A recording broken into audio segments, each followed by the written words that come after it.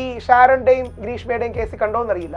അദ്ദേഹം പറഞ്ഞു വന്നവൻ പറയുകയാണ്, അങ്ങനെ ഗത്യന്തരമില്ലാതെ നമ്മുടെ ഗ്രീഷ്മ അന്തസ്സോടുകൂടി അവന് കഷായം കലക്കി കൊടുത്തു. ഞാൻ നാളെ തിരിച്ച് ഷാരനാണ് ഗ്രീഷ്മയെ കൊന്നിരുന്നെങ്കിൽ രാഹുൽ ഈശ്വർ എന്ന പുരുഷവാദി വന്നിട്ട് അന്തസ്സോടെ ഷാരൻ ഗ്രീഷ്മയ്ക്ക് കഷായം കലക്കി കൊടുത്തു എന്ന് പറഞ്ഞാൽ അടുത്ത ദിവസം എന്നെ അറസ്റ്റ് ചെയ്യും. പുരുഷ കമ്മീഷന് രാഹുലിന്റെ കൂടെ സപ്പോർട്ടിംഗ് ആയിട്ട് നിൽക്കുന്നത് നേരത്തെ പറഞ്ഞ പോലെ തന്നെ തെറ്റിദ്ധരിക്കപ്പെട്ട 90% ഏതെങ്കിലും വ്യാജ കേസിൽ പെട്ടവർ തന്നെയാണ്. 10% അല്ലാതെ ഈ വിഷയത്തിന്റെ സീരിയസ്നെസ്സും കാര്യങ്ങളും പഠിച്ചിട്ട് വരുന്നവരും ഒക്കെ ഉണ്ട്. സ്വന്തമായിട്ട് അങ്ങനെ ഒരു പരാതി വരുമ്പോഴേ അതിന്റെ പൊള്ളൽ അറിയൂ. ശരിയാണ്. അപ്പൊ ആ പൊള്ളൽ അറിഞ്ഞവര് ഉള്ളിന്റെ ഉള്ളിൽ സപ്പോർട്ട് ചെയ്യും കൂടെ വരും. സിദ്ദിഖ് എന്നെ വെർബലി അബ്യൂസ് ചെയ്തു, വാക്കുകൾ കൊണ്ട് എന്നെ വേദനിപ്പിച്ചു എന്നാണ് കുറച്ചു കാലം കഴിഞ്ഞ് പറഞ്ഞു. നിള തിയേറ്റർ, തിരുവനന്തപുരത്തെ നിള തിയേറ്ററിൽ വെച്ച് എന്നോട് സെക്ഷൽ ഫേവർ ചോദിച്ചു. കുറച്ചു കഴിഞ്ഞ് വീണ്ടും മാറ്റി പറഞ്ഞു മസ്കറ്റ് ഹോട്ടലിനുള്ളിൽ വെച്ച് പീഡിപ്പിച്ചു. ബാലേന്ദ്ര മേനോൻ സാറിന് 70 വയസ്സായി. 70 വയസ്സെന്നൊക്കെ പറഞ്ഞാൽ ഇനിയൊരു കൂടുതൽ കാലം അദ്ദേഹം ജീവിക്കട്ടെ. 1 ദശാബ്ദമോ 1.5 ദശാബ്ദമോ ഒക്കെ ആയിരിക്കും ആക്റ്റീവ് ലൈഫ് ഉണ്ടാകുക. 80 കഴിഞ്ഞാൽ എല്ലാവരും മമ്മൂട്ടിയല്ലല്ലോ, എല്ലാവരും മമ്മൂട്ടിയല്ല.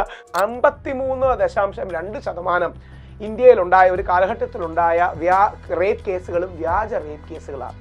പലപ്പോഴും പ്രതികാരം തീർക്കാൻ, കാശ് മേടിക്കാൻ 53.2%. ഞാൻ ബോബി ചെമ്മണ്ണൂരിനെ ഇടയ്ക്ക് കാണുകയുണ്ടായി. അപ്പൊ അദ്ദേഹം പറഞ്ഞു, അദ്ദേഹം കാരണം അതിന് ശേഷം അദ്ദേഹം അവിടെ ചെന്നത് കാരണം ഈ 5000 രൂപ, 6000 രൂപ, 10000 രൂപ, 20000 രൂപ ഒക്കെ കെട്ടിവെക്കാൻ കഴിയാത്തതുകൊണ്ട് ജയിലിൽ കിടക്കുന്ന ഒരുപാട് പേരുണ്ട്. അവിടെ ചെല്ലുമ്പോഴാണ് നമ്മൾ അറിയുന്നത് ഇറക്കാൻ ആരുമില്ല, സ്വീകരിക്കാൻ ആരുമില്ല, കാശ് കെട്ടിവെക്കാൻ ആരുമില്ല. അറിഞ്ഞിരിക്കേണ്ട കാര്യം, ഇന്ത്യയുടെ പതാക ഈ ത്രിവർണ്ണ പതാക ആക്കിയതാണ് ഗോഡ്സെ ഗാന്ധിജിയെ കൊല്ലാൻ പറയുന്ന പല കാരണങ്ങളിലൊന്നും. പുറത്തുപോയി പഠിക്കണമെന്നും ജോലി ചെയ്യണമെന്നും ആഗ്രഹിക്കുന്നവരാണോ നിങ്ങൾ? കുറഞ്ഞ ചെലവിൽ ജർമ്മനിയിൽ പോകാം, സൗജന്യമായി പഠിക്കാം. പഠനത്തോടൊപ്പം ജോബ് സീക്കർ വിസയും നിങ്ങൾക്ക് നേടിത്തരും. EIG Overseas, Kerala's #1 free education promoter.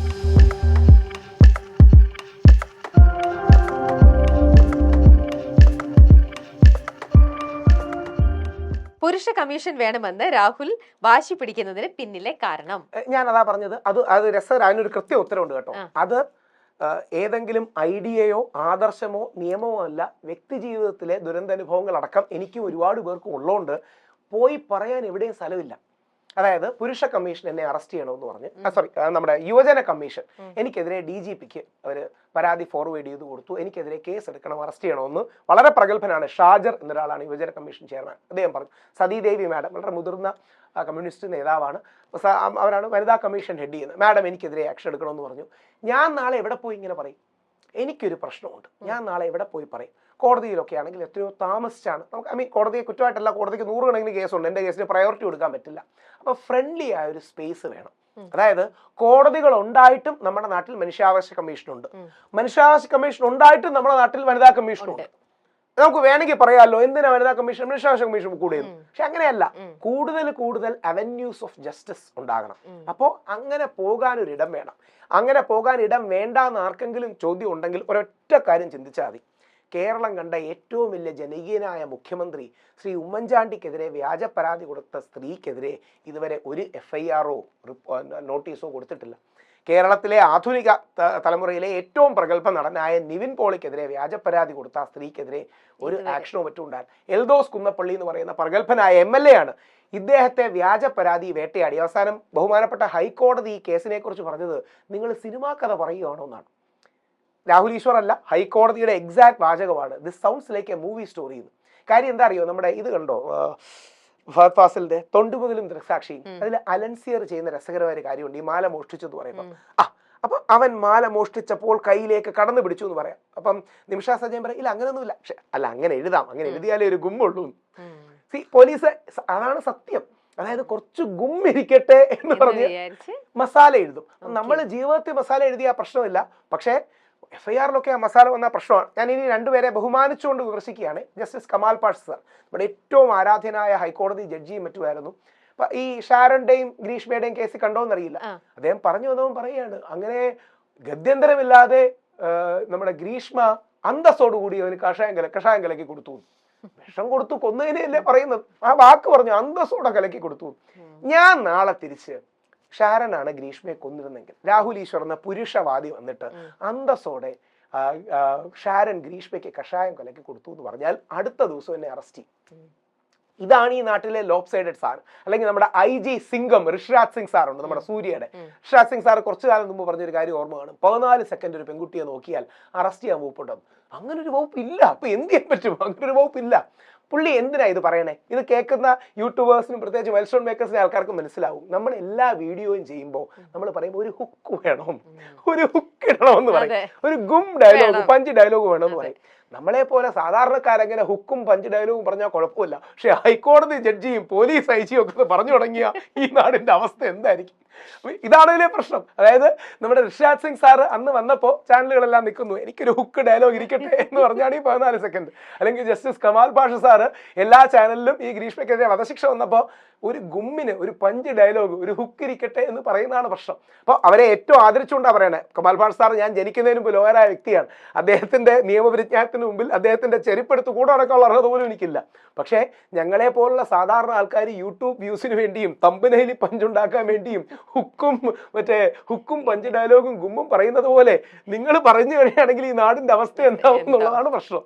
ഇപ്പൊ ഈ പുരുഷ കമ്മീഷന്റെ രാഹുലിന്റെ കൂടെ സപ്പോർട്ടിംഗ് ആയിട്ട് നിൽക്കുന്നത് നേരത്തെ പറഞ്ഞ പോലെ തന്നെ തെറ്റിദ്ധരിക്കപ്പെട്ട ജനുവനായിട്ടുള്ള ആൾക്കാർ മാത്രമാണോ ഉള്ളത്? അതോ ഇത്തരത്തിലുള്ള കേസിലേക്ക് ഒന്നും പോവാത്ത ജനുവനായിട്ട് നിൽക്കുന്ന പുരുഷന്മാരും ഉണ്ട്? വേണമെങ്കിൽ എനിക്ക് പറയാം, ഈ വാസ്തവം തിരിച്ചറിഞ്ഞ് ഞങ്ങൾ കൂടെ നിൽക്കുന്നതിൽ ബഹുഭൂരിപക്ഷവും ഈ സത്യം തിരിച്ചറിഞ്ഞ മനുഷ്യന്മാരാണ്. പക്ഷെ സത്യസന്ധമായി അങ്ങനല്ല. 90% ഏതെങ്കിലും വ്യാജ കേസിൽ പെട്ടവർ തന്നെയാണ്. 10% അല്ലാതെ ഈ വിഷയത്തിന്റെ സീരിയസ്നെസ്സും കാര്യങ്ങൾ പഠിച്ചിട്ട് വരുന്നവരും ഒക്കെ ഉണ്ട്. പക്ഷെ 90% ദുരനുഭവങ്ങളും ഉണ്ടാകും. അല്ല, 90% എന്തുകൊണ്ട് അങ്ങനെ ഒരു 90-ൽ മാത്രം നിൽക്കുന്നത്? കാരണം ഇത് നിങ്ങൾക്കും ഇതൊരു സ്പേസ് വേണം എന്ന് പറഞ്ഞിട്ട് നിങ്ങൾ ഫൈറ്റ് ചെയ്യാണ്. സത്യസന്ധമായി പറയട്ടെ, ഞാനത് നെഗറ്റീവായിട്ടല്ല. ആരാന്റെ അമ്മയ്ക്ക് ഭ്രാന്ത് പിടിച്ചാൽ കാണാൻ രസമാണ്. ആരാന്റെ അച്ഛന് വ്യാജ പരാതി വന്നാൽ കേൾക്കാനും തർക്കിക്കാനും രസമാണ്. സ്വന്തമായിട്ട് അങ്ങനെ ഒരു പരാതി വരുമ്പോഴേ അതിന്റെ പൊള്ളൽ അറിയൂ. ശരിയാണ്. അപ്പൊ ആ പൊള്ളൽ അറിഞ്ഞവര് ഉള്ളിന്റെ ഉള്ളിൽ സപ്പോർട്ട് ചെയ്യും, കൂടെ വരും. ഞാൻ ഞങ്ങളുടെ ഭാഗത്തു നിന്നുള്ള തെറ്റ് കൂടെ പറഞ്ഞിട്ടാണ് പറയുന്നത്. ഈ അമിതമായിട്ട് പടക്കം പൊട്ടിക്കല്, മാലയിടൽ എന്നൊക്കെ പരിപാടിയുണ്ട്. ഞാനപ്പോൾ അതിൽ ഈ പടക്കം പൊട്ടിക്കുന്ന ഒരാളോട് ചോദിച്ചു, എന്തിനാണ് ബൈ ഇങ്ങനെ നിങ്ങൾ പടക്കം പൊട്ടിക്കുന്നതൊന്നും ശരിയല്ലെന്ന് പറയുന്ന ഒരു വ്യക്തിയാണ്. ഈ വിഷയത്തിൽ തന്നെ വന്നവൻ ജസ്റ്റിസ് കമാൽ പാഷയുടെ കോലം കത്തിക്കണമെന്നൊക്കെ പറഞ്ഞു. ഞാൻ പറഞ്ഞു അങ്ങനെയൊന്നും പറയല്ലേ, ഒരു ജഡ്ജിയാണ്, അല്ലെങ്കിൽ ജഡ്ജി ആയിരുന്ന ആളാണ്. ജഡ്ജിമാരെ എല്ലാം നമ്മളൊരു വേറെ ലെവലിലാണ് കാണുന്നത്, ഒരു ഹയർ ലെവലിലാണ്. അപ്പോൾ അവരുടെ കോലം, രാഷ്ട്രീയക്കാരുടെ കോലം കത്തിക്കാം, മുഖ്യമന്ത്രിയുടെയും കത്തിക്കാം, പ്രതിപക്ഷ നേതാവിനെ കത്തിക്കാം, പ്രധാനമന്ത്രിയുടെയും കത്തിക്കാം. പക്ഷേ ജഡ്ജിമാരെ നമ്മൾ അങ്ങനെയല്ല, വേറൊരു ഹൈ ലെവലിലാണ് കാണുന്നത്. അങ്ങനെ ചിന്തിക്ക് പോലും ചേരുമെന്ന് ഞാൻ പറഞ്ഞു. പിന്നാണ് അവർ ഈ പാല വിഷയത്തിന് റെഡിയായിട്ട് വന്നത്. അപ്പോൾ ഈ ഒരാളോട് ഞാൻ ചോദിച്ചു, എന്തിനാണ് നിങ്ങൾ ഇങ്ങനെ പടക്കം പൊട്ടിക്കുന്നത്? അപ്പോൾ അയാൾ പറഞ്ഞു, അയാൾ 3 ആഴ്ച എന്തോ സാറേ ഞാൻ 3 ആഴ്ച 4 ആഴ്ച ജയിലിൽ കയറുന്നു, വെളിയിൽ വന്നു. എൻ്റെ വീട്ടുകാരും റിസീവ് ചെയ്യാൻ പോലും വന്നില്ല.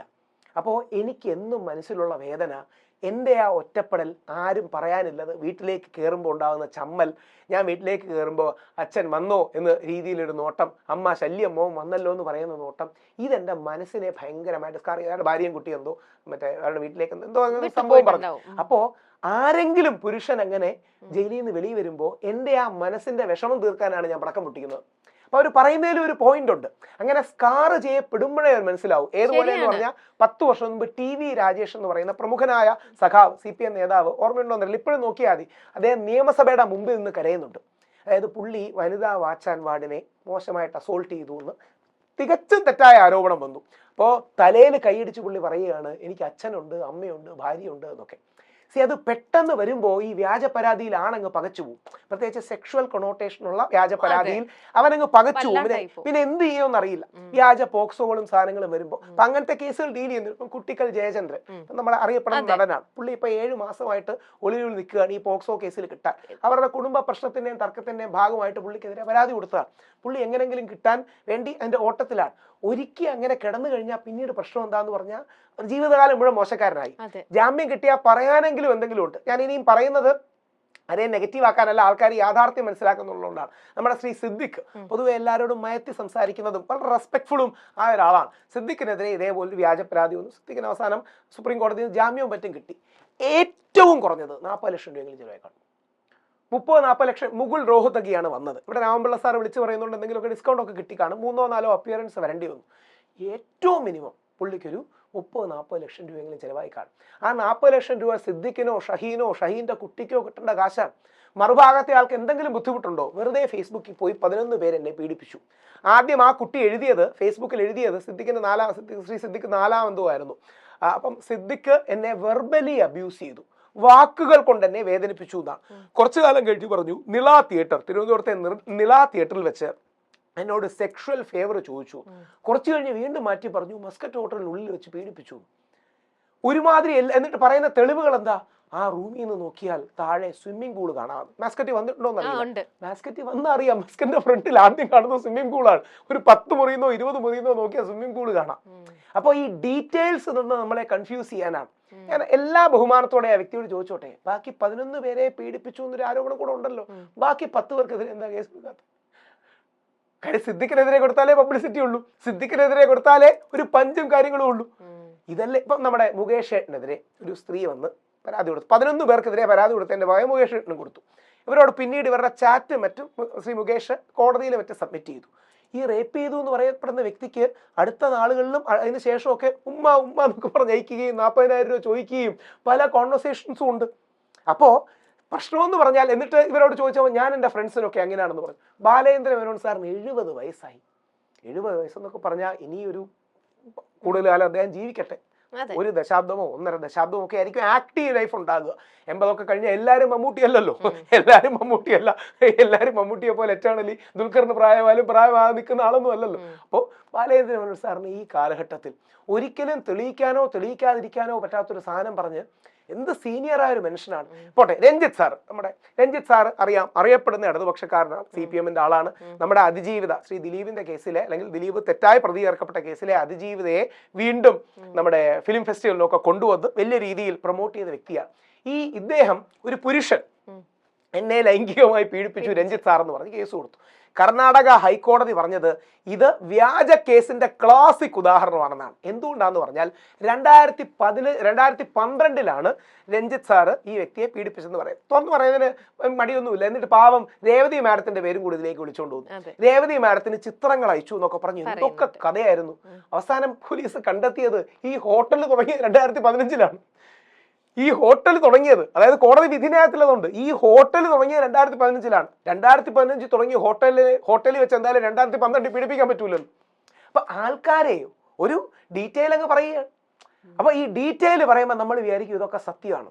കുറച്ചൊരു ഡീറ്റെയിൽ ഒക്കെ പറഞ്ഞു കഴിഞ്ഞാൽ നമ്മൾ വിചാരിക്കും അന്ന് സിദ്ദിഖ് കഴിച്ചത് ചോറായിരുന്നു. പിന്നെ ഉച്ചയ്ക്ക് നമ്മളെല്ലാം കൂടെ കഴിക്കുന്നത് മറ്റേ അമേരിക്കൻ സ്പെഗറ്റി അല്ലേ. സിദ്ദിഖ് ഉച്ചയ്ക്ക് ചോറ് കഴിക്കുന്ന സമയത്താണ് വിളിച്ചത്. അപ്പൊ ഈ ഡീറ്റെയിൽസ് പറയുമ്പോൾ സാധാരണക്കാരൻ വിചാരിക്കും ഇതെന്തോ വലിയ സത്യമാണ്, ആ വ്യക്തി പറയുന്നത് ശരിയാണെന്നൊക്കെ.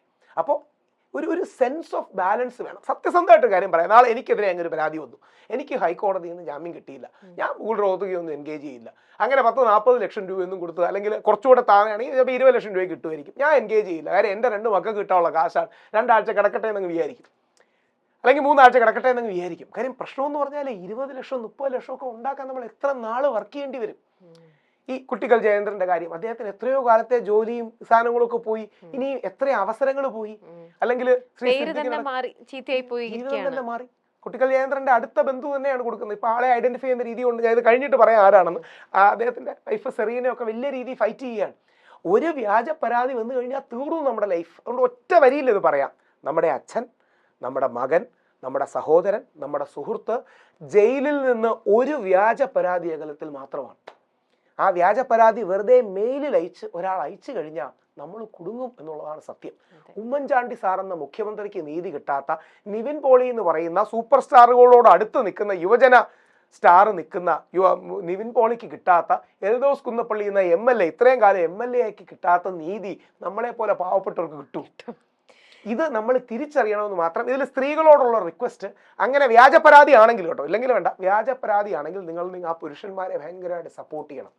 ഇല്ലെങ്കിൽ അവർക്കൊരു വല്ലാത്ത ഡിഫിഡൻസ് ഉണ്ടാകും, അവർക്കൊരു വല്ലാത്ത ഉൾവലിയൽ ഉണ്ടാകും. പെട്ടുപോയാൽ പിന്നീട് ബാക്കി ആൾക്കാരെ കാണുമ്പം അവൻ ചിലപ്പം സിനിമയിലെ തമാശ ഓർത്ത് ചിരിക്കുകയായിരിക്കും. നമ്മളെന്ത് വിചാരിക്കുമെന്ന് അറിയാമോ? നമ്മളെ പറഞ്ഞുകൊണ്ട് ചിരിക്കുകയാണ്. നമുക്ക് ഭയങ്കരമായിട്ടൊരു ഡിഫിഡൻസ് വരും. അപ്പൊ അതൊരു വലിയ പ്രശ്നമാണെന്നുള്ള സത്യമാണ്. ഓക്കെ, ഇപ്പോ ഉദ്ദേശം വളരെ ശുദ്ധമാണ്. നിങ്ങളുടെ ഈ ഒരു ഇത് വന്നിരിക്കുന്നതൊക്കെ വളരെ നല്ല കാര്യത്തിന് വേണ്ടി തന്നെയാണ്. പക്ഷെ എന്തുകൊണ്ട് ഈ പറഞ്ഞ പോലത്തെ ഒരിക്കൽ ഇങ്ങനെ ആക്കിപ്പെട്ട പുരുഷന്മാർ മാത്രം ഇതിൽ 90% നിൽക്കുന്നു? എന്തുകൊണ്ട് സാധാരണ ഇങ്ങനെ ഒരു എഫക്റ്റ് ഒരു രീതിയിലും വരാത്ത പുരുഷന്മാരുടെ വോളിയം വരാത്തത് എന്തുകൊണ്ട്? കാര്യം പൊള്ളിയാലേ തീയുടെ ചൂട് നമ്മൾ അറിയും. അതാണ്. പക്ഷെ പുള്ളിയാലെ കാര്യം അത് ആരുടെയും കുറ്റമല്ല കേട്ടോ. ഇതിനെ ഞങ്ങളെ സപ്പോർട്ട് ചെയ്യാത്ത പുരുഷന്മാരെ നമ്മൾ ഒരിക്കലും നെഗറ്റീവ് പറയില്ല. അത് വരുമ്പോഴാണ് നമുക്ക് അതിൻ്റെ ഒരു പഞ്ച് ഉണ്ടാകുന്നത്. ഞാൻ നേരത്തെ പറഞ്ഞതുപോലെ എനിക്ക് ഇപ്പോഴും തുറന്നു പറയാൻ മടിയൊന്നുമില്ല. എനിക്കെതിരെ അബ്സല്യൂട്ട്ലി 18 വർഷം മുമ്പ് മോശം ചിത്രം കാണിച്ചു എന്ന് പറയുന്നതാണ് എനിക്കെതിരെ വന്ന വ്യാജ മീറ്റു. അത് അബ്സല്യൂട്ട്ലി കള്ളമായിരുന്നു. എനിക്കത് ഏറ്റവും വലിയ സന്തോഷം. നമ്മുടെ നികേഷ് കുമാർ സാറ് എന്ന റിപ്പോർട്ടറിൽ ഉണ്ടായ സമയമാണ്. നികേഷ് സാർ എന്നെ സപ്പോർട്ട് ചെയ്യാൻ വേണ്ടിയിട്ടൊന്നുമല്ല, ചിലപ്പം ബാലൻസ് ചെയ്യാൻ വേണ്ടി ചോദിച്ചായിരിക്കും. ഒന്ന് ലോറൻസ് സഖാവ്, CPM-ന്റെ വളരെ മുതിർന്ന നേതാവ് ഉണ്ടായിരുന്നു. അപ്പം ലോറൻസ് സഖാവിനോട് നികേഷ് സാറ് എന്നെ ഗാർഡ് ചെയ്യാനൊന്നുമല്ല ചോദിച്ചു, രാഹുൽ ഈശ്വർ പറയുന്നത് മുഴുവൻ തെറ്റാണ്, അതായത് പുള്ളിക്കും യുവതി പ്രവേശനമൊക്കെ വേണമെന്നായിരുന്നു, പക്ഷേ രാഹുലിനെ നേരിടേണ്ടത് ഇത്തരം പരാതികൾ കൊണ്ടാണോ എന്ന് നികേഷ് സാർ ചോദിച്ചത് എനിക്ക് കിട്ടിയ കോൺഫിഡൻസ് ഭയങ്കരമാണ്.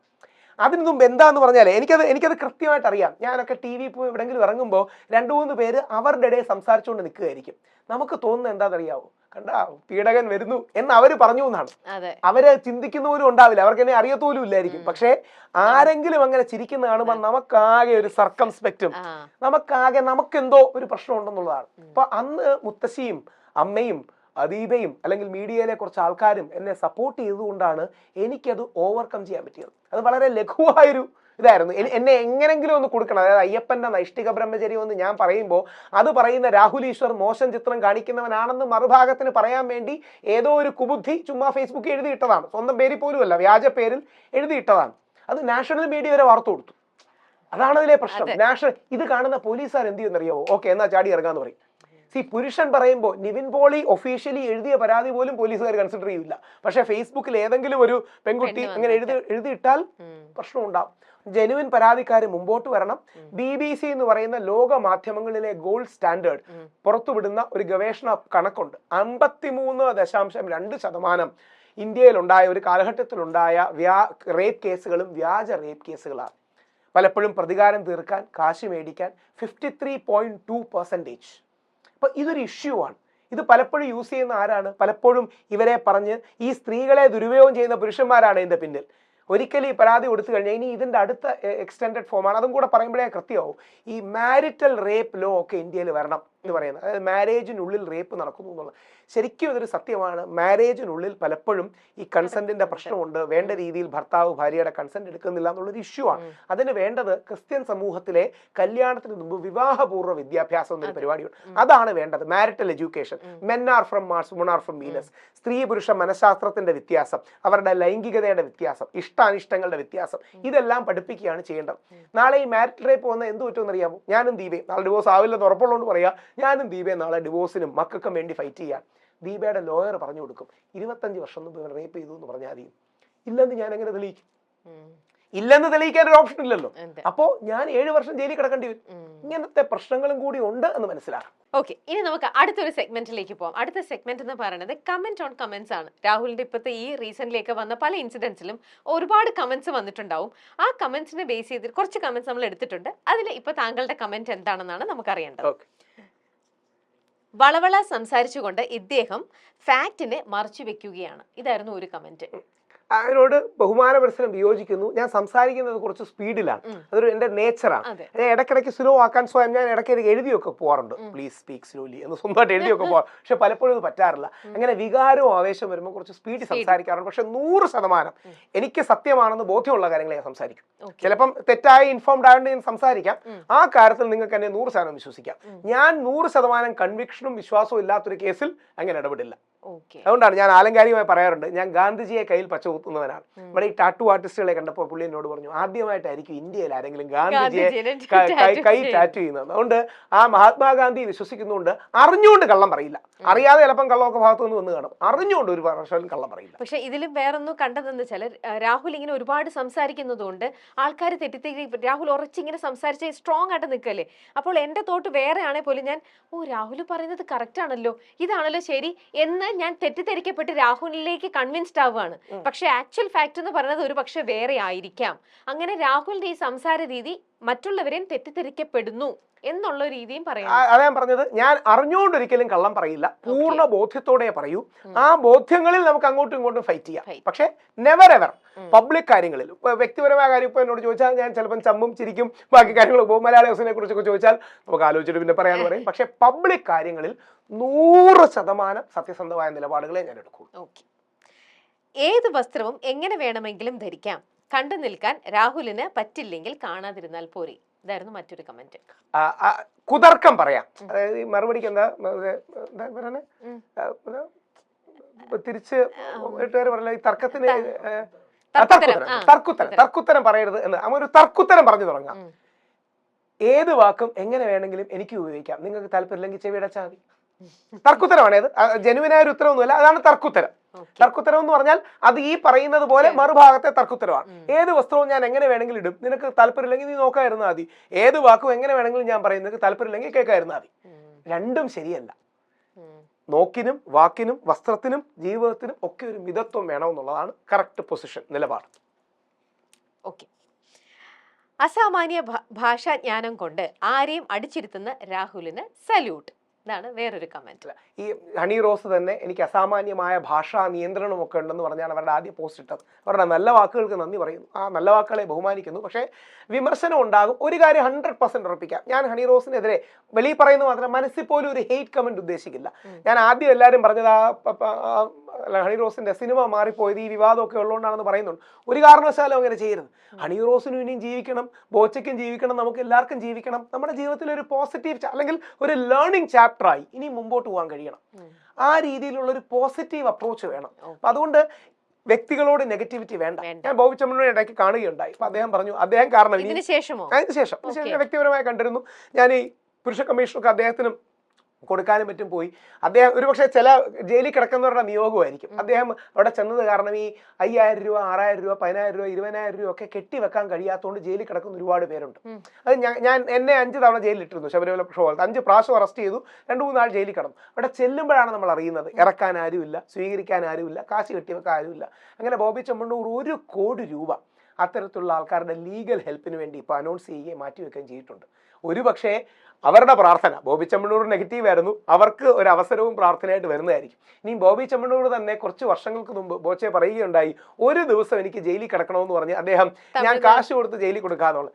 മേ ബി ദൈവം അതൊരു ലേണിംഗ് ആയിട്ട് കൊടുത്തതായിരിക്കും. അപ്പൊ ഈ നെഗറ്റീവിൽ നിന്ന് നല്ല എക്സ്പീരിയൻസുകൾ എടുത്ത് മുമ്പോട്ട് വരാൻ കഴിയട്ടെ. അപ്പോൾ ആ ബോച്ചെ അവിടെ ചെന്നത് അവർക്ക് ആ ജയിലിൻ്റെ ഉള്ളിൽ കിടക്കുന്നവർക്ക് വലിയൊരു അനുഗ്രഹമായി മാറിയെങ്കിൽ ഒരു പക്ഷേ ബോച്ചയുടെ ദൈവനിയോഗം അതായിരിക്കും. ബോച്ചയും രാഹുൽ ഈശ്വരും കൂടി ഹണി റോസിനെ മാക്സിമം തളർത്തി കഴിഞ്ഞു. ഇനിയെങ്കിലും ഇത് നിർത്തണം. ഹണി റോസ് തളർത്തി എന്ന് പറയുന്നതിന്റെ ഒരു പ്രശ്നം എന്താ അറിയാം?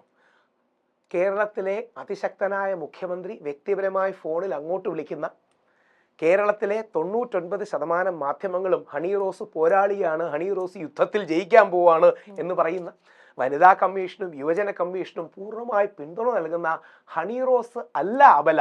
ഹണി റോസ് ശക്തയാണ്, പ്രിവിലേജ്ഡ് ബാക്ക്ഗ്രൗണ്ടിൽ നിന്നുള്ള വ്യക്തിയാണ്. ഞാനും അതെ, ഒരു വലിയ പരിധി വരെ ബോച്ചയുടെ ലെവലൊന്നുമില്ല. പക്ഷെ നമ്മളെല്ലാം ഒരു privilege middle class, upper middle class, അല്ലെങ്കിൽ ബോച്ചയാണെങ്കിൽ അപ്പർ ക്ലാസ് ലെവലുള്ള ആൾക്കാരാണ്. അതുകൊണ്ട് ഹണി റോസ് അങ്ങനെ അബലയും കാര്യങ്ങളും ഒന്നുമല്ല. ഹണി റോസ് ശക്തിയായി തന്നെ നിൽക്കണം. ഇനിയും പറയണം. കഴിഞ്ഞ ആഴ്ച പാലക്കാടൊക്കെ ഇനോഗ്രേഷന് പോയി എന്നൊക്കെ ഉള്ള വാർത്തകളും മറ്റും കണ്ടു. നല്ലതാണ്, വളരെ നന്നായിട്ട് ഇനിയും മുമ്പോട്ട് പോകണം. ഇതൊരു ലേണിംഗ് എക്സ്പീരിയൻസ് ആയിട്ട് പോകണം. ആരെങ്കിലും എന്നെക്കുറിച്ച് തെറ്റിദ്ധാരണ ജനിപ്പിക്കുന്ന രീതിയിൽ ഞാൻ ഓർഗനൈസ്ഡ് ക്രൈമിന്റെ ഭാഗമൊക്കെ ആണെന്ന് ഹണി റോസിന് തെറ്റിദ്ധാരണ കൊടുത്തെങ്കിൽ അത്തരം കാര്യങ്ങൾ മാറ്റണം. 2 ഈ ആത്മഹത്യാ പോലുള്ള വാക്കുകൾ പറഞ്ഞു. ശരിക്കും നമ്മളൊന്നും അത് പറയരുത്. കാര്യം നമുക്കൊക്കെ അത്യാവശ്യം ഒരു സപ്പോർട്ട് സിസ്റ്റവും എക്കോ സിസ്റ്റവും ഒക്കെ ഉണ്ട്. അപ്പോൾ ഇതൊന്നുമില്ലാതെ തളർന്നിരിക്കുന്ന ഒരുപാട് പേരുണ്ട്. അപ്പൊ രാഹുൽ ഈശ്വറിന്റെ വാക്കുകൾ എന്നെ ആത്മഹത്യയിലേക്ക് തള്ളിവിടാനൊക്കെ പോകുന്നു എന്നൊക്കെ പറഞ്ഞാൽ you are stretching it too much. അപ്പൊ അങ്ങനെയല്ല. എനിക്കതിൽ വിഷമം ഉണ്ടായി, വേദന ഉണ്ടായി, ദേഷ്യം ഉണ്ടായി എന്ന് പറയുന്നതും ഈ സൂയിസൈഡ് വേർഡൊന്നും അങ്ങനെ യൂസ് ചെയ്യരുത്. കാര്യം അതിലൊക്കെ സീരിയസ്ലി പ്രശ്നത്തിൽപ്പെടുന്ന ഒരുപാട് ആൾക്കാർ അതിനകത്തുണ്ട് എന്നുള്ളത് ഹണി റോസും കൂടെ ഒന്ന് ചിന്തിക്കണം. അങ്ങനെ യാതൊരു ഹെൽപ്പും കിട്ടാതെ ബുദ്ധിമുട്ടുന്ന ഒരുപാട് പേരുണ്ട്. ഇപ്പം ഏതെങ്കിലും ഒരു പെൺകുട്ടിക്ക് അടുത്ത കാലത്ത് ഒരു പരാതി കൊടുത്തതിന്റെ പേരിൽ മുഖ്യമന്ത്രി ഫോൺ വിളിച്ചാണ് നമ്മൾ കേട്ടിട്ടുണ്ടോ? മുഖ്യമന്ത്രി അതൊരു പോസിറ്റീവായിട്ട് അദ്ദേഹത്തിന്റെ സ്ത്രീപക്ഷ നിലപാട് ഉയർത്തിപ്പിടിക്കാൻ വേണ്ടി വിളിച്ചാണ്. നല്ല കാര്യമാണ്. അത് വേറെ നവീന്റെ ഫാമിലിയെ വിളിച്ചില്ല എന്നൊക്കെ പറയുന്നത് വിമർശിക്കാം. വേറെ ആത്മഹത്യ ചെയ്ത ആളുടെ ഫാമിലിയെ വിളിച്ചില്ല എന്നൊക്കെ വിമർശിക്കാം. പക്ഷെ മുഖ്യമന്ത്രി വിളിക്കുന്ന ആ റേഞ്ച് ഓഫ് കംഫർട്ടും സെക്യൂരിറ്റിയും 99% മീഡിയയും ഹണി റോസിന് ഒപ്പുമായിരുന്നു. പക്ഷെ ആ മീഡിയയിൽ വരുന്ന 99% കമന്റും രാഹുൽ ഈശ്വറിന് ഒപ്പുമായിരുന്നു. അതാണ് അവിടെ സംഭവിച്ചത്. ഓക്കെ. ഇത്തരത്തിലുള്ള ഓരോ ഇഷ്യൂസും കാര്യങ്ങളൊക്കെ വരുമ്പോഴേ എല്ലാത്തിനും ഇങ്ങനെ രാഹുൽ കയറി പറയണം. ചിലതൊക്കെ രാഹുലിനെ ഇൻവൈറ്റ് ചെയ്യുന്നതായിരിക്കും, ചാനലുകാരൊക്കെ ഡിബേറ്റിന്റെ കാര്യങ്ങളൊക്കെ ഒക്കെ. അതല്ലാത്ത പക്ഷം ഇത്തരത്തിലുള്ള നമ്മുടെ സൊസൈറ്റിയിൽ പല ഇഷ്യൂസും വരും. എല്ലാത്തിനും ചാടിക്കയറി രാഹുൽ എനിക്കിതിന്റെ അഭിപ്രായം പറയണം, അന്ന് തോന്നി അങ്ങനെ അങ്ങനെ ഞാനൊരു പബ്ലിക് പോളിസി കമന്റേറ്റർ ആണ്. പബ്ലിക് പോളിസി എന്ന് പറഞ്ഞ ഒരു രാജ്യം മുമ്പോട്ട് പോകുന്നതിന് പൊതുജനങ്ങളെ ബാധിക്കുന്ന കാര്യങ്ങളിലുള്ളതിനെ പബ്ലിക് പോളിസി എന്ന് പറയും. നമ്മുടെ അറിവിന്റെ മേഖലയ്ക്കുള്ളിൽ നിൽക്കുന്നതാണെങ്കിൽ പലപ്പോഴും നമ്മൾ പറയാറുണ്ട്. ഇപ്പൊ ഞാൻ വലിയൊരു സ്പോർട്സ് എന്തൂസിയാസ്റ്റ് ആണ്, പക്ഷെ സ്പോർട്സിന്റെ ചർച്ചയ്ക്ക് വിളിച്ചാൽ പലപ്പോഴും ഞാൻ പോകാറില്ല. വേറൊന്നും കൊണ്ടല്ല, നമുക്ക് അതിനെക്കുറിച്ച് ഒരു പരിധിക്കപ്പുറം അറിയില്ല. ക്രിക്കറ്റ് കളിക്കും കാണും ഇഷ്ടപ്പെടും. സച്ചിന്റെ റിട്ടയർമെന്റ് ചർച്ചയ്ക്കൊക്കെ വിളിച്ചാൽ ഉറപ്പായിട്ട് പോകും. പക്ഷെ പബ്ലിക് പോളിസിയെ ബാധിക്കുന്ന രീതി, ഞാനിപ്പോ റിപ്പബ്ലിക്, അർണബ് ഗോസ്വാമി, ടൈംസിന് ഓരോ സൈഫ് അലി ഖാന്റെ ചർച്ചയ്ക്ക് വിളിച്ചോ ഞാൻ പോയി. കാര്യം അതൊരു പബ്ലിക് ഇൻട്രസ്റ്റും കൂടെയാണ്. സൈഫ് അലി ഖാനെ ആക്രമിച്ചു, അത് അങ്ങനെ അല്ല, ഇൻസൈഡ് ആണ്, ഒരുപാട് തിയറീസ് ഉണ്ട്. എനിക്ക് 2-3 കാര്യങ്ങളിൽ അഭിമാനത്തോടെ പറയാൻ കഴിയുന്ന കാര്യങ്ങൾ ഇപ്പൊ ഇന്ന് പറയാമല്ലോ. ശശി തരൂർ സാറിനെ ഒരു ന്യായവും മാന്യതയും ഇല്ലാതെ നമ്മുടെ നാഷണൽ മീഡിയ അദ്ദേഹത്തിന്റെ ഭാര്യയെ കൊന്നു എന്നൊക്കെ പറഞ്ഞ് ആക്രമിക്കണ്ടേ സുനന്ദ പുഷ്കർ മാഡത്തിന്റെ. ശശി തരൂറിന്റെയും സുനന്ദ പുഷ്കറിന്റെയും ഫസ്റ്റ് ജോയിന്റ് ഇന്റർവ്യൂ എനിക്കാണ് അവർ തന്നത്. അപ്പൊ എനിക്ക് അന്ന് തൊട്ടേ ആ ഫാമിലി അറിയാം. ശശി തരൂർ സാറിന്റെ ഒരു ഫ്രണ്ട് എന്നൊക്കെ പറയുന്ന മെഹർ തരാർ, പാകിസ്ഥാനി ജേർണലിസ്റ്റാണ്. മെഹർ തരാറിനെയും വ്യക്തിപരമായിട്ട് എനിക്കറിയാം, ഞങ്ങൾ പലപ്പോഴും സംസാരിക്കാറും മറ്റുമൊക്കെ ഉണ്ട്. ഇവരുടെ ഫാമിലിയിൽ ചില പ്രശ്നങ്ങളും തർക്കങ്ങളും ഒക്കെ ഉണ്ടായി, എല്ലാവർക്കും അറിയാം. ഇനി അത് മറച്ചു വെച്ചിട്ട് കാര്യമൊന്നുമില്ല, എല്ലാവർക്കും സംഭവങ്ങൾ അറിയാം. പക്ഷേ ശശി തരൂർ സാറ് ഇവരെ കൊന്നതാണ് എന്ന രീതിയിൽ നാഷണൽ മീഡിയയിലെ പല ആൾക്കാരും മോശമായി പ്രചരിപ്പിച്ചു. എനിക്ക് അഭിമാനമുണ്ട്. പെർഹാപ്സ് 1-2 പേര് മാത്രമേ, ഞാൻ അടക്കുന്ന 1-2 പേര് മാത്രമേ സാറിനെ ഡിഫെൻഡ് ചെയ്യാനുണ്ടായിരുന്നു. ഞാൻ അല്ലെങ്കിൽ അദ്ദേഹത്തിന്റെ പാർട്ടിയിലെ ചില ആൾക്കാരെ വിളിച്ച് ഞാൻ 4-5 ചാനലിൽ ചർച്ചയ്ക്ക് പോവാണ്, നിങ്ങൾ 1-2 ചാനലിൽ കൂടി ഇരിക്കുമെന്ന് പറഞ്ഞപ്പോൾ അവർ പറഞ്ഞത് നമ്മൾ ഇരിക്കൂല, ഇനി നാളെ പുള്ളിക്കെതിരെ വിധി വന്നാലോ എന്നാണ്. ഞാൻ പറഞ്ഞ ആ കേസ് ഒന്ന് പഠിച്ചാൽ അറിയാം, ഷാലോ കേസാണ്, ഒന്നുമില്ല, ചുമ്മാ ഒരു ഗുമ്മിന് വേണ്ടി പറയുന്നതാണ്, ഈ കോൺസ്പിറസി തിയറി ഉണ്ടാക്കുന്നതാണ്. അപ്പൊ ശശി തരൂർ സാറിന്റെ കാര്യത്തിൽ മാതാ അമൃതാനന്ദമയി മഠത്തെ ഇതേപോലെ നെഗറ്റീവായി ആക്രമിക്കുന്നൊരു സാഹചര്യം ഉണ്ടായി. ഒരു അടിസ്ഥാനമില്ലാത്ത ബുക്ക് അമ്മയ്ക്കെതിരെ, അമൃതാനന്ദമയി ദേവിക്കെതിരെ എഴുതുകയും അമൃതാനന്ദമയി ദേവി മറ്റേ ഏലിയൻസിന്റെ ശക്തി സ്വീകരിക്കുന്നതാണെന്നൊക്കെ പറഞ്ഞുള്ള ഒരു പുസ്തകമാണ്. വായിച്ചാൽ നമ്മൾ ചിരിച്ചും മണ്ണ് കപ്പും. അതായത് ഒരു ബേസ് ഇല്ലാത്ത, ഇവർക്ക് എന്താ വൂഷു എന്നോ പേര് ഞാൻ വിട്ടുപോയി, ആ ഒരു എനർജി ഉണ്ട്, അത് മറ്റേ അന്യഗ്രഹ ജീവികളുമായിട്ടൊക്കെ ബന്ധപ്പെട്ട സാധനമാണെന്നൊക്കെയാണ് ആ പുസ്തകത്തിൽ എഴുതി വെച്ചിരിക്കുന്നത്. ഒരു ഭ്രാന്ത് പുസ്തകമാണ്. അതായത് ഈ പുസ്തകത്തെ വെച്ചാണ് അവരെ കരിവാരത്തേക്ക് ശ്രമിച്ചത്. ഞാൻ അതിശക്തമായി എന്നാൽ കഴിയുന്ന രീതിയിൽ അതിനെ ഡിഫെൻഡ് ചെയ്യുകയും പ്രതിരോധിക്കുകയും ഒക്കെ ചെയ്തത്. കാര്യം എനിക്ക് മാതാമദേവി വലിയ ഇഷ്ടമാണ്, എനിക്ക് ഭയങ്കര ശ്രീ ശിവശങ്കർജിയെ ഇഷ്ടമാണ്, പറഞ്ഞത് പേഴ്സണലി ഇഷ്ടമാണ്. ശബരിമല കേസിലടക്കം എൻ്റെ വിശ്വാസത്തിന്റെ ഭാഗമാണ്. ഈ വിഷയങ്ങളിലെല്ലാം ഞാൻ എടുത്ത നിലപാടുകളാണ് പിന്നീട് ശരിയായി എന്നുള്ളതാണ്. ആദ്യം ആരും അങ്ങനെ സപ്പോർട്ട് ചെയ്യാനില്ല. കുറച്ചുകൂടെ സെൻസിറ്റീവ് ഒരു വിഷയം പറയാം. മകരവിളക്ക്, മകരജ്യോതി കോടിക്കണക്കിന് ആൾക്കാരുടെ വിശ്വാസമാണ്. അതായത് പണ്ട് മുതലേ മകരവിളക്ക് പ്രശ്നമാണോ, മകരജ്യോതി പ്രശ്നമാണോ, ഇതെല്ലാം ആൾക്കാര് സ്വന്തമായിട്ട് സംസാരിക്കും, പക്ഷെ വെളിയിൽ സംസാരിക്കില്ല. ഈ വിഷയത്തിൽ ഞാൻ ആഴത്തിൽ പോയി പഠിക്കുകയും ആദിവാസി സമൂഹത്തിന്റെ ഇടയിൽ പോവുകയും, മലേറിയന്മാർ എന്നാണ് അവരുടെ പേര്, ഷെഡ്യൂൾഡ് ട്രൈബ് വിഭാഗമാണ്. ഇതേപോലെ യുക്തിവാദികളുടെ വീട്ടിൽ ഞാൻ പോയി. യുക്തിവാദികൾ അന്നത്തെ ധനുവച്ചവരം സുമാരൻ എന്തോ ആണ് അദ്ദേഹത്തെ സെക്രട്ടറിയുടെ പേര്. പുള്ളി ഭയങ്കര സർപ്രൈസ്ഡ് ആയി എന്നെ പുള്ളിയുടെ വീട്ടിൽ കണ്ടപ്പോൾ. ഞാൻ സാറേ നിങ്ങളുടെ നിലപാട് പഠിക്കാനാണ് ഞാൻ വന്നത്. ഞാൻ ഫിൻലാൻഡിൽ പോയപ്പം സനൽ എഡമർഗ് സാർ എന്നെ അപ്രീഷിയേറ്റ് ചെയ്തുകൊണ്ട് പറഞ്ഞു, ആ വിഷയത്തിൽ രാഹുൽ എടുത്ത നിലപാട് വളരെ പോസിറ്റീവാണ്. ശരിക്കും മകരജ്യോതി എന്ന് പറഞ്ഞ ആകാശത്ത് വരുന്ന നക്ഷത്രമാണ്. സിറിയസ് ബി എന്നാണ് പേര്. മകരവിളക്കെന്ന് പറഞ്ഞാൽ കഴിഞ്ഞ 1000 വർഷങ്ങളായി മലയരയന്മാർ 3 തവണ ദീപാരാധന ഒഴിയുന്നതാണ്. 1950കളിൽ ഈ അവിടെ ഇലക്ട്രിഫിക്കേഷൻ വന്നപ്പം KSEB ആണ് ഈ മലയരന്മാരെ അവിടെ ഇറക്കി വിടുന്നതും അതിനുശേഷമാണ് തിരുവിതാംകൂർ ദേവസ്വം ബോർഡും പോലീസുകാരും ഒക്കെ ഇത് ചെയ്യുന്നത്. ഇതിന് അങ്ങനെ ചെയ്യരുത്, മലയരന്മാർക്ക് തിരിച്ചു കൊടുക്കണം. ആദ്യമായിട്ടായിരിക്കും SC/ST കമ്മീഷനിൽ, ഇപ്പൊ ഈ പുരുഷ കമ്മീഷൻ വേണമെന്ന് പറയുന്ന പോലെ SC/ST കമ്മീഷനിൽ SC/ST അല്ലാത്ത ഒരു വ്യക്തിയുടെ പരാതി സ്വീകരിക്കുന്നത്. അതെന്റെ പരാതിയാണ്. അവർ അത് തന്നെ ഡിബേറ്റ് ചെയ്തു. SC/ST കമ്മീഷനിൽ ബ്രാഹ്മണ സമൂഹത്തിൽ പറഞ്ഞ ഒരാൾക്ക് പരാതി കൊടുക്കാമോ? ഞാൻ പറഞ്ഞു സാർ എൻ്റെ പരാതി സ്വീകരിക്കണം, കാര്യം ഇത് മലയരയന്മാർക്ക് വേണ്ടിയാണ്, അവർക്ക് ഈ അവകാശം തിരിച്ചു കിട്ടണം. ഹൈക്കോടതിയിൽ ഇപ്പോഴും ആ കേസ് കൊടുക്കുകയാണ്. നമുക്ക് വിജയിക്കാൻ പറ്റിയിട്ടില്ല. പക്ഷേ ആ വിഷയത്തിലടക്കം എൻ്റെ കൂടെ നിൽക്കുന്ന എൻ്റെ കുടുംബത്തിലുള്ള ആൾക്കാരുടെ പേര് പറയുന്നില്ല, എന്നെ ഒരുപാട് ചീത്ത വിളിച്ച ആൾക്കാരുണ്ട്. ഭയങ്കര സെൻസിറ്റീവ് വിഷയമാണ്, ഇതിൽ ഇടപെടരുത്. ഞാൻ പറഞ്ഞു സാറേ മകരജ്യോതി ആകാശത്ത് വരുന്നതാണ്, അത് ദൈവം തെളിയിക്കുന്നതാണ്, അല്ലെങ്കിൽ പ്രകൃതി തെളിയിക്കുന്നതാണ്. നിങ്ങൾക്ക് ദൈവവിശ്വാസം അല്ലെങ്കിൽ ദൈവം എന്ന് വിളിക്കേണ്ട, പ്രകൃതി തെളിയിക്കുന്നതാണ്. സൂര്യനെ പോലൊരു നക്ഷത്രമാണ് സിറിയസ് ബി എന്ന് പറയുന്നത്. 6:46 അത് ഉദിക്കുന്നത്. ഇതിനൊക്കെ സയന്റിഫിക് ഡേറ്റ ആണ്. ആ സമയത്ത് മേളിൽ നിൽക്കുന്ന നക്ഷത്രം അയ്യപ്പനാണെന്ന് വിശ്വസിച്ച് മലയരയന്മാർ 3 തവണ ദീപാരാധന ഒഴിയും. അത് കണ്ടാണ് താഴെ പൂജ തുടങ്ങുന്നത്. ഈ വിഷയങ്ങളിലൊക്കെ എടുത്ത നിലപാട്. ഇനി സ്ത്രീപക്ഷത്തിന്റെ ഒരു രസമായ കാര്യം പറയാം. ഞാനൊരു ഹിന്ദു റൈറ്റ് വിങ് ആക്ടിവിസ്റ്റാണ്. 2006-2007 തൊട്ട് ഞാൻ ഈ ആക്ടിവിസ്റ്റിലുണ്ട്. ഞാൻ ഈ 10 വർഷം കൊണ്ടുണ്ടാക്കിയ എല്ലാ സുഹൃത്തുക്കളെയും, കൂടെ നിൽക്കുന്ന എല്ലാ റൈറ്റ് വിങ് ഫ്രണ്ട്സിനെയും, കുറച്ചുകൂടെ പച്ചയ്ക്ക് പറഞ്ഞാൽ BJP RSS വിഭാഗത്തിൽ നിൽക്കുന്ന എല്ലാവരെയും വെറുപ്പിച്ചുകൊണ്ടാണ് ഞാൻ അഖിലാഹാദിയെ സപ്പോർട്ട് ചെയ്യുന്നൊരു നിലപാടെടുത്തത്. വൈക്കത്ത് അഖിലാഹാദി എന്നൊരു വ്യക്തി ഉണ്ടായിരുന്നു. ആ അഖില മതം മാറി ഹാദിയായി മാറി. ഞാൻ പലതവണ ആ കൊച്ചിനോട് പറഞ്ഞു, ഇങ്ങോട്ടും ആരും മതം മാറണ്ട, അങ്ങോട്ടും ആരും മതം മാറണ്ട, ഇനി ഇതിന്റെ പേര് നമ്മുടെ നാട്ടിൽ ഒരു അടി ഉണ്ടാവണ്ട. അഖിലാഹാദിയൊക്കെ പക്ഷേ ശ്രീനാരായണ ഗുരുദേവനെയോ വിവേകാനന്ദനെയോ ചട്ടമ്പി സ്വാമിയോ ഗാന്ധിജിയോ ഒന്നും അറിയാത്തതുകൊണ്ടാണ് കുട്ടിക്കൊരു ആത്മീയ ശൂന്യത തോന്നി മാറി. മാറി. അതിന് എന്നാൽ കഴിയുന്ന രീതിയിൽ അനുകൂലമായ നിലപാടാണ് ഞാൻ എടുത്തത്. ഈ ഇസ്ലാമിസ്റ്റ് റാഡിക്കൽസ്, പോപ്പുലർ ഫ്രണ്ട് പോലത്തുള്ള ആൾക്കാർ എനിക്കെതിരെ സുപ്രീം കോടതിയിൽ കേസുമായിട്ടും പോയി. പക്ഷേ അഖിലാഹാദിയയ്ക്ക് അനുകൂലമായ ഒരു സമീപനമാണ് ഞാൻ എടുത്തത്. ഞാൻ ഇടയ്ക്കിടയ്ക്ക് പറയാറുണ്ട്, കപിൽ സിബിൽ എന്ന് പറഞ്ഞ വളരെ പ്രശസ്തനായ മുൻ മന്ത്രിയൊക്കെയാണ്. പുള്ളി 77 ലക്ഷം രൂപ മേടിച്ചാണ് അഖിലാഹാദിയയ്ക്ക് വേണ്ടി വാദിച്ചത്. ഞാൻ 1 രൂപ പോലും ഇല്ലാതെ അങ്ങോട്ട് കാശടിച്ച് അങ്ങോട്ട് ഡീസൽ അടിച്ച് അവരുടെ വീട്ടിൽ പോയി കണ്ടാണ് ഞാൻ അഖിലാഹാദിയെ സപ്പോർട്ട് ചെയ്തത്. അപ്പോൾ ഞാൻ ആർജിച്ച എല്ലാ പൊളിറ്റിക്കൽ ക്യാപിറ്റലും ഒരു പെൺകുട്ടിയുടെ സ്വാതന്ത്ര്യത്തിന് വേണ്ടിയാണ് ഞാൻ ചെലവാക്കിയത്. ഇന്നും എന്നെ കൂടുതൽ ചീത്ത വിളിക്കുകയും എതിർക്കുകയും ആരെങ്കിലും ചെയ്യുന്നുണ്ടെങ്കിൽ അത് ഈ എക്സ്ട്രീം ഹിന്ദു റൈറ്റ് വിങ് നിൽക്കുന്ന ആൾക്കാരാണ്. അവർക്ക് അഖിലാഹാദിയുടെ അവരുടെ അല്ലെങ്കിൽ എതിരഭിപ്രായം ഞാൻ ബഹുമാനിക്കുന്നു. ഈ അഖിലാഹാദിയ വിഷയത്തിലുള്ള അവരുടെ നിലപാട് കൊണ്ടാണ് അവർക്ക് ഇന്നും എന്നെ ചീത്ത വിളിക്കുന്നത്. അപ്പോൾ നമുക്കൊരു ബാലൻസ് വേണം. ഈ ബാലൻസിലാണ് കളി. അതാണ് നമ്മൾ റൈറ്റ് വിങ് മാത്രമാകരുത്, അപ്പുറത്തുകൊണ്ട് ഇത് 2 കൈകൾ പോലാണ്, 2 കണ്ണ് പോലെയാണ്. ഇതിനെ ഒരു ബാലൻസ് ചെയ്ത് നമുക്ക് എല്ലാം കൂടെ കൊണ്ടുപോകാൻ കഴിയുമ്പോഴാണ് ഒരു സമൂഹം മുമ്പോട്ട് പോകുന്നത്. ഹിന്ദു വേണം, മുസ്ലിം വേണം, ക്രിസ്ത്യാനി വേണം, ലെഫ്റ്റ് വേണം, റൈറ്റ് വേണം, സെൻറ്റർ വേണം, കമ്മ്യൂണിസ്റ്റുകാരൻ വേണം, കോൺഗ്രസ്സുകാരൻ വേണം, BJP കാരൻ വേണം, മുസ്ലിം ലീഗുകാരൻ വേണം, സ്ത്രീവാദികൾ വേണം, പുരുഷവാദികൾ വേണം. ഈ സമൂഹത്തിന്റെ മധ്യം അല്ലെങ്കിൽ സെന്റർ ഇതെങ്ങനെ കണ്ടുപിടിക്കുന്നു? ആ കണ്ടുപിടുത്തത്തിലാണ് ഒപ്റ്റിമം എന്നൊക്കെ നമ്മൾ പറയും. നമ്മുടെ മലയാളികളുടെ അല്ലെങ്കിൽ പൊതുവെയുള്ള പ്രശ്നം ഒന്നെങ്കിൽ ഓവറാണ് അല്ലെങ്കിൽ അണ്ടറാണ്. ഒപ്റ്റിമമാണ് ജീവിതം. ബാലൻസ് എന്നോ ഒപ്റ്റിമം എന്നോ ഗാന്ധിയൻ മിഡിൽ ഗ്രൗണ്ട് എന്നോ ഒന്നും വേണ്ടാന്നല്ല, എല്ലാം വേണമെന്നുമല്ല, ഇടയ്ക്ക് നിൽക്കുന്ന എന്തോ ഒരു സാധനം വേണമെന്നുള്ളതാണ്. അല്ലെങ്കിൽ ഇടയ്ക്ക് നിൽക്കുന്ന ആ സ്പേസ് കണ്ടെത്തുന്നതിലാണ് ഒരു രാജ്യം അവരുടെ ആത്മാവിനെ തിരിച്ചറിയുന്നത്. നമ്മുടെ ഇന്ത്യക്ക് അങ്ങനെ ഒരു ഗാന്ധിയൻ മിഡിൽ ഗ്രൗണ്ടിന്റെ ആവശ്യം ഭയങ്കരമായിട്ടുണ്ട് എന്നുള്ളതാണ് സത്യം. ഒരു കൗതുകമുള്ള കാര്യം കൂടെ പെട്ടെന്ന് കൺവിൻസ് ചെയ്ത് പറയാം. ഞാൻ മാത്രം ഇന്ത്യയെ പറയുന്ന ഒരു കാര്യം പറയാം.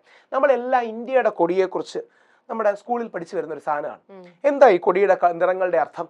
ഈ കുങ്കുമ നിറം എന്ന് പറഞ്ഞാൽ ഇന്ത്യയുടെ ധീരതയും ത്യാഗസന്നദ്ധതയും, ഈ വെള്ള എന്ന് പറഞ്ഞാൽ ഇന്ത്യയുടെ സമാധാനവും മറ്റും, ഇന്ത്യയുടെ പച്ച എന്ന് പറഞ്ഞാൽ ഇന്ത്യയുടെ ഫലഭൂയിഷ്ഠത, ഫെർട്ടിലിറ്റി തുടങ്ങിയ കാര്യങ്ങളാണ്. സത്യസന്ധമായി പറഞ്ഞാൽ ഇങ്ങനല്ല. ഏപ്രിൽ 13, 1921 മഹാത്മാഗാന്ധി കൃത്യമായി യങ് ഇന്ത്യയിൽ എഴുതുന്നുണ്ട്, ഇന്ത്യയിലെ പ്രധാന 3 സമുദായങ്ങളുണ്ട്, ഹിന്ദു, ക്രിസ്ത്യൻ, മുസ്ലിം. ഈ എല്ലാവരും ഒരുമിച്ച് ജീവിക്കണം. ഇതാണ് ഞാൻ എൻ്റെ ഈ കൊടി, പിങ്കാളി വെങ്കയ്യാണ് നമ്മുടെ കൊടി ഡിസൈൻ ചെയ്തത്. ഗാന്ധിജിയാണ് ഈ കളർ കോഡ് പറയുന്നത്. ഇതാണ് അതിന്റെ സത്യം. ഇതിനെ വേണമെങ്കിൽ മറച്ചു വെച്ച് നമ്മുടെ കമ്മ്യൂണിസ്റ്റുകാർ പറയുന്നത് പോലെ ഇത് വിശ്വമാനവികതയുടെ പതാകയാണെന്ന് പറയാം, BJP-കാർ പറയുന്ന പോലെ ഇത് ആർഷഭാരത സംസ്കാരത്തിന്റെ പ്രതീകമാണെന്ന് പറയാം, കോൺഗ്രസ്സുകാർ പറയുന്നത് പോലെ മതേതരത്വത്തിന്റെ ആണെന്ന് പറയാം. പേരെന്ത് പറഞ്ഞാലും കുഴപ്പമില്ല, ഇനി വേറെ എന്തെങ്കിലും ഇട്ട് വിളിച്ചാലും കുഴപ്പമില്ല. ഇതിന്റെ അർത്ഥം എന്ന് പറഞ്ഞാൽ നമ്മൾ ഹിന്ദുവും ക്രിസ്ത്യാനിയും മുസ്ലിമും വിശ്വാസവും ഇല്ലാത്തവനും എല്ലാവരും കൂടി ഒരുമിച്ച് ജീവിക്കണം. ഈ കൊടിയുടെ അർത്ഥം വെറുതെ ഞാൻ പറയുന്നത് വിശ്വസിക്കണ്ട. നിങ്ങൾ ആർക്കൈവ്സ് സെർച്ച് ചെയ്ത് ഇന്ന് ഗൂഗിളും ChatGPT ഒക്കെ ഉണ്ട്. ഈ സാധനം പറയുന്നതിന് ഒരുപാട് പേരെ ചീത്ത വിളിക്കാറുണ്ട്. ഞാൻ പറയും, എന്ത് ചെയ്യാൻ പറ്റും? രാഷ്ട്രപിതാവ് പറഞ്ഞ കാര്യങ്ങളല്ലേ, ഞാനത് വീണ്ടും റീസ്റ്റേറ്റ് ചെയ്യുന്നു എന്നല്ലേ ഉള്ളൂ. ഇനി അറിഞ്ഞിരിക്കേണ്ട കാര്യം, ഇന്ത്യയുടെ പതാക ഈ ത്രിവർണ പതാക ആക്കിയതാണ് ഗോഡ്സെ ഗാന്ധിജിയെ കൊല്ലാൻ പറയുന്ന പല കാരണങ്ങളിൽ ഒന്ന്. 6ാമത്തെ കാരണം എന്തുകൊണ്ടാ പറയണേ?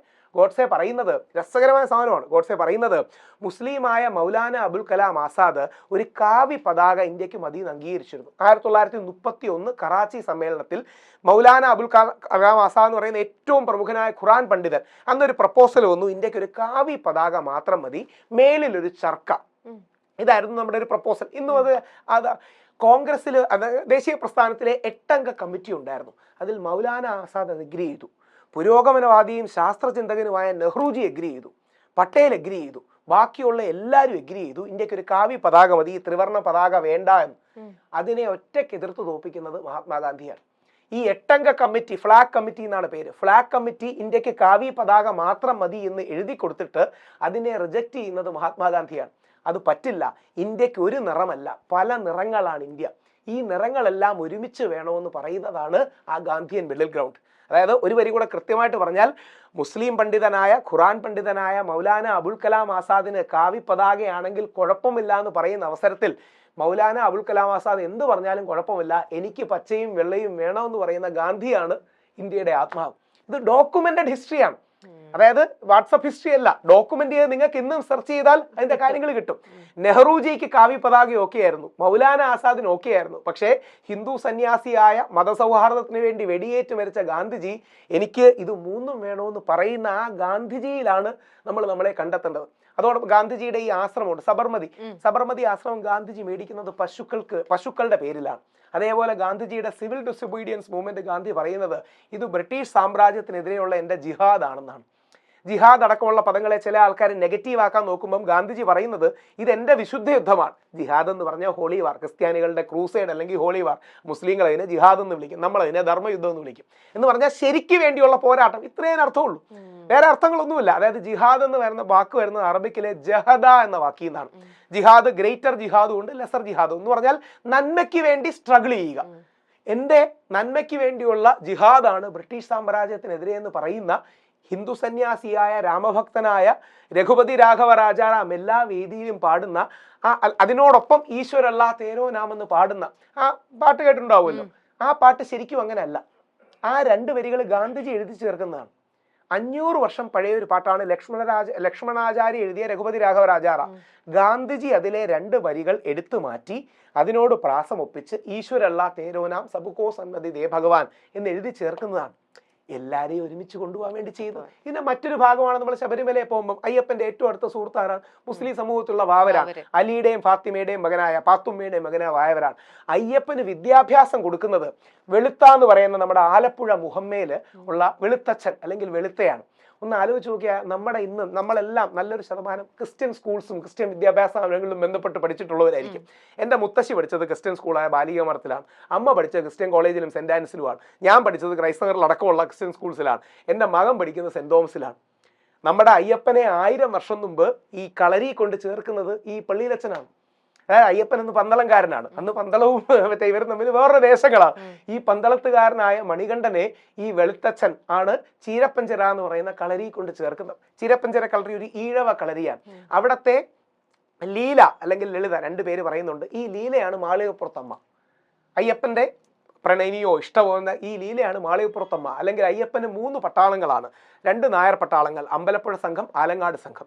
ഒന്ന് വാവരുടെ പട്ടാളം, അതാണ് എരിമേലി വാവരുപള്ളിയിലെ വാവരുടെ പട്ടാളം. 4 മലയേറിയ പട്ടാളം. നായർ, മുസ്ലിം, മലയേറിയ ആദിവാസി പട്ടാളങ്ങളുള്ള ഇവരെല്ലാം യൂണിഫയേഴ്സ് ആണ്. ഇന്ന് നമുക്ക് ഹിന്ദു മുസ്ലിം ക്രിസ്ത്യൻ ഐക്യത്തെ വാവർ, വെളുത്ത, അയ്യപ്പൻ ഐക്യം എന്ന് വിളിക്കാം. Mahatma Gandhi, Maulana Abul Kalam Azad, CF Andrews, Charles Freed Andrews ഐക്യം എന്ന് വിളിക്കാം. എന്ത് പേര് വിളിച്ചാലും കുഴപ്പമില്ല. എന്തിൻ്റെയെങ്കിലും പേരിൽ, പ്രത്യേകിച്ച് മതത്തിൻ്റെയും ജാതിയുടെയും പേരിൽ അടി കൂടുകയല്ല, സമവായം ഉണ്ടാക്കുക, സമന്വയം ഉണ്ടാക്കുക. ഇതൊന്നും വേണ്ടെന്ന് പറയുന്നത് വെറുതെയാണ്. ഇത് മറ്റേ ആൾക്കാർ എന്ത് പറയുന്നത്? ജാതി മതം ഒന്നും ഒട്ടും ശരിയല്ല എന്ന് പറയും. രാവിലെ ഇത് പറയുകയും ചെയ്യും, വൈകിട്ട് നമ്മുടെ ജാതിക്ക് കിട്ടിയോ നോക്കുകയും ചെയ്യും. അതാണ് അതിന്റെ പ്രശ്നം. രാവിലെ ഇത് പറയുകയും ചെയ്യും. ഇത് രണ്ടും വേണ്ട, ഇത് രണ്ടും കാപട്യമാണ്. പകരം എല്ലാ സമുദായങ്ങളും ഇല്ലേ, എല്ലാവർക്കും എന്തെങ്കിലുമൊക്കെ കിട്ടണം, എല്ലാവർക്കും ഒരു ബാലൻസിലെ കാര്യങ്ങൾ പോകണം, എല്ലാവരും നിൽക്കണം. ഈ മഴവില്ലഴകാണ് ഇന്ത്യ. ഈ മഴവില്ലിന് കാവി മാത്രമാണെങ്കിൽ ശരിയാവില്ല, ചുമപ്പ് മാത്രമാണെങ്കിലും ശരിയാവില്ല, പച്ച മാത്രമാണെങ്കിലും ശരിയാവില്ല, വെള്ള മാത്രമാണെങ്കിലും ശരിയാവില്ല. വ്യത്യസ്ത നിറങ്ങളുള്ള ഈ മഴവില്ലഴകിന്റെ പേരാണ് ഇന്ത്യ, ദാറ്റ് ഈസ് ഭാരത്. ആ ഇന്ത്യയെ നിലനിർത്താൻ നമുക്ക് കഴിയണം. കാര്യം ലോകത്തെ ഏറ്റവും വലിയ അത്തരത്തിലുള്ള ഒരു എക്സ്പെരിമെന്റ് ആണ് ഇന്ത്യ. എല്ലാ തരത്തിലുള്ള ആൾക്കാർക്കുമുള്ള നമ്മുടെ നാട് കണ്ട ഏറ്റവും വലിയ പ്രസിഡന്റ് ആരാണ്? APJ അബ്ദുൽ കലാമാണ്. ഡോക്ടർ APJ അബ്ദുൽ കലാമിനെക്കാട്ടി വലിയൊരാളില്ല. ഈ ഹിന്ദു റൈറ്റ് വിങ്ങിന്റെ ഏറ്റവും പ്രധാനപ്പെട്ട പാട്ടുകളിലൊന്നും വന്ദേ മാതരമാണ്. ആ വന്ദേ മാതരം വീണ്ടും നമ്മളെ പാടിച്ച ആള് അല്ലാ രഖാ റഹ്മാനാണ്.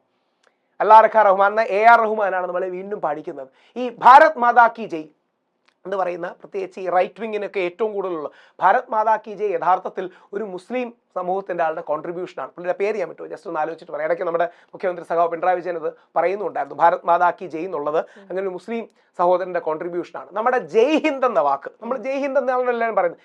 ജയ് ഹിന്ദ് എന്ന വാക്ക് ആബിദ് ഹസൻ സഫ്രാനി എന്ന് പറയുന്ന നേതാജി സുഭാഷ് ചന്ദ്രബോസിന്റെ ക്ലോസ് അസോസിയേറ്റ് ആണ് ഈ ജയ് ഹിന്ദ് എന്ന സല്യൂട്ടേഷൻ കൊണ്ടുവരുന്നത്. ഇങ്ങനെയാണ് നമ്മൾ ബാലൻസ് ചെയ്ത് പോകുന്നത്. പ്രത്യേകിച്ച് കൊച്ചി, നിങ്ങൾ കൊച്ചി ബേസ്ഡ് ആണ്, കൊച്ചിക്കാർക്കും വലിയൊരു ചരിത്രമുണ്ട്. ലോകത്തിലെ, ഇന്ത്യയിലെ അല്ല, ലോകത്തിൽ ആദ്യമായിട്ട് ജൂതന്മാർ അവരുടെ നാട്ടിൽ നിന്ന് ആട്ടി ഓടിക്കുമ്പോൾ, ഇസ്രായേലി നാട്ടി ഓടിക്കുമ്പോൾ അവരുടെ അമ്പലമൊക്കെ നശിപ്പിക്കും ഇവര് വന്ന്. അപ്പോ അവര് അഭയം തേടുന്നത് നമ്മുടെ ഈ കൊച്ചിയിലാണ്. ആലോചിച്ച് നോക്കണം. ലോകത്തിൽ, ഞാൻ ഇസ്രായേലിൽ പോയിരുന്നു, ഇസ്രായേൽ ഗവൺമെന്റ് ഗസ്റ്റായിട്ട്. അപ്പൊ അവിടെ പോകുമ്പോഴും നമ്മളോടുള്ള സ്നേഹം അത്രമാത്രമാണ്. ആദ്യമായി ജൂതന്മാർ വന്നത് ലോകത്തിലെ ആദ്യത്തെ ക്രിസ്ത്യൻ പള്ളി, അതായത് പരിശുദ്ധ വത്തിക്കാൻ ഉണ്ടാകുന്നതിന് 400 വർഷം മുമ്പ് നമ്മുടെ നാട്ടിൽ ക്രിസ്ത്യാനികളുണ്ട്, ഇവിടെ പള്ളികളുണ്ട്. അങ്ങനെയാണ് തോമാസ് ലീഹ വന്നു എന്ന് നമ്മൾ പറയുന്നത് AD 52. ലോകത്തിലെ 3ാമത്തെ ഏറ്റവും പഴയ മുസ്ലിം പള്ളി എന്ന് പറയപ്പെടുന്ന ചേരമൻ പെരുമാൾ മോസ്ക്, അതായത് വിശുദ്ധ മക്ക, പരിശുദ്ധ മദീന എന്ന് പ്രവാചകൻ മുഹമ്മദ് നബി സല്ലല്ലാഹു അലൈഹി വസല്ലത്തിന്റെ കാലത്ത് നമ്മുടെ വിശ്വാസം നമ്മുടെ ചേര രാജാവ് പ്രവാചകനെ കാണാൻ പോയി എന്നൊക്കെയാണ്. അപ്പോൾ 3ാമത്തെ ഓൾഡസ്റ്റ് പള്ളി, ഇതൊക്കെയാണ് നമ്മുടെ ലെഗസി. ഇത് ലോകത്തിൽ വേറെ ഒരു രാജ്യത്തിനും അവകാശപ്പെടാൻ കഴിയില്ല. അതുകൊണ്ട് ഓവർ ആക്കരുത്. ഞാനൊരു ഹിന്ദു ആക്ടിവിസ്റ്റ് ആണെന്ന് ഉറക്കെ പറയുന്ന വ്യക്തിയാണ്. പക്ഷേ എൻ്റെ ഉത്തരവാദിത്തമാണ് ഒരു കൈയിൽ ഹിന്ദു ആക്ടിവിസവും മറുകൈയിൽ മതസൗഹാർദ്ദവും. ഒരു മുസ്ലിം ആണെങ്കിൽ ഒരു കൈയിൽ മുസ്ലിമും മറുകൈയിൽ മതസൗഹാർദ്ദവും. ക്രിസ്ത്യാനി ആണെങ്കിൽ ഒരു കൈയിൽ ക്രിസ്ത്യാനിയും മറുകൈയിൽ മതസൗഹാർദ്ദവും, അല്ലെങ്കിൽ ഭരണഘടനയും, എന്ത് പേര് പറഞ്ഞാലും മതി. നമുക്ക് ഈ 2 ഹാൻഡഡ് അപ്രോച്ച് വേണം. 2 കൈ ദൈവം തന്നിട്ടുണ്ട്. ഈ 2 കൈയുടെയും ഒരു അപ്രോച്ച് വേണം.